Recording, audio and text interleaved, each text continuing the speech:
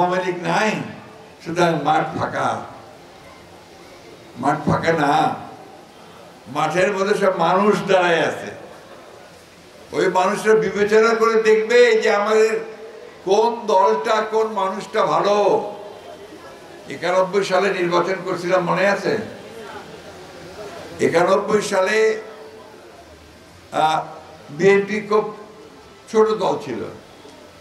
বিএনপির ইলেকশনে জিতবে কি জিতবে না, কয়টা আসন পাবে, এটা নিয়েও কথাবার্তা ছিল। কলকাতায় এয়ারপোর্টে হাসিনাকে সাংবাদিকরা জিজ্ঞেস করলো যে বলেন তো দেখি এই নির্বাচনে বিএনপি কয়টা সিট পাবে। তো অনেকেই বললো, হাসিনা সবাইকে বললো কয়টা আর পাবে, বড় জোর 10টা।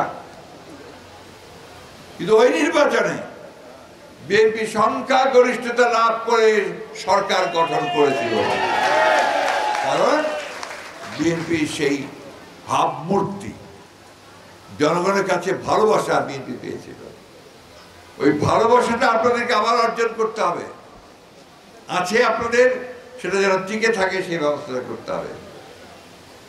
এটা আমি বারবার এই জন্য বলছি যে এইটা ছাড়া আমাদের কোনো পথ নাই।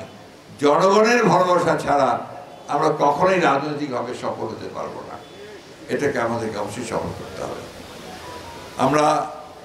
আমি বক্তব্য শেষ করব, সবার শেষ করার আগে শুধু একটা কথা বলি, নেতৃত্বের প্রতিযোগিতা তো থাকবেই, না দলই হবে না, তাই না?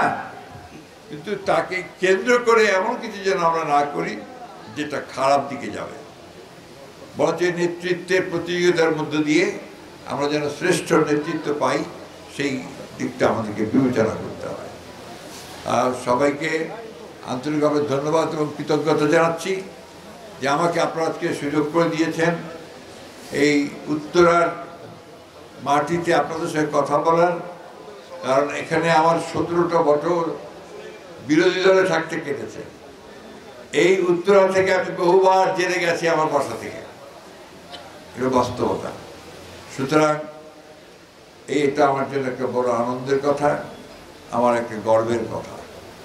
প্রিয় ভাই বোনেরা, আপনারা ভালো থাকবেন, সুস্থ থাকবেন।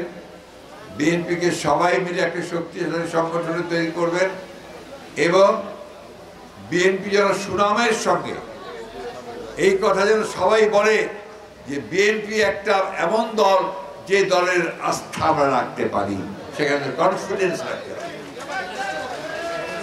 এই বলে আমাকে আমন্ত্রণ করার জন্য আমি সকলকে ধন্যবাদ জানিয়ে আপনাদের সকলকে সুস্বাস্থ্য দীর্ঘায়ু কামনা করে আল্লাহ তাআলার কাছে এই দোয়া চাই, যারা প্রাণ দিয়েছে তাদেরকে যেন বেস্ট রিসিভ করা হয়। আসসালামু আলাইকুম ওয়া রাহমাতুল্লাহি ওয়া বারাকাতুহু। বাংলাদেশ জাতীয়তাবাদী দল জিন্দাবাদ। শহীদ জিয়া অমর হোক, শহীদ জিয়া অমর হোক, দেশনেত্রী বেগম খালেদা জিয়া জিন্দাবাদ। আমাদের রাষ্ট্রনায়ক, আমাদের ভবিষ্যৎ কান্ডারি তারেক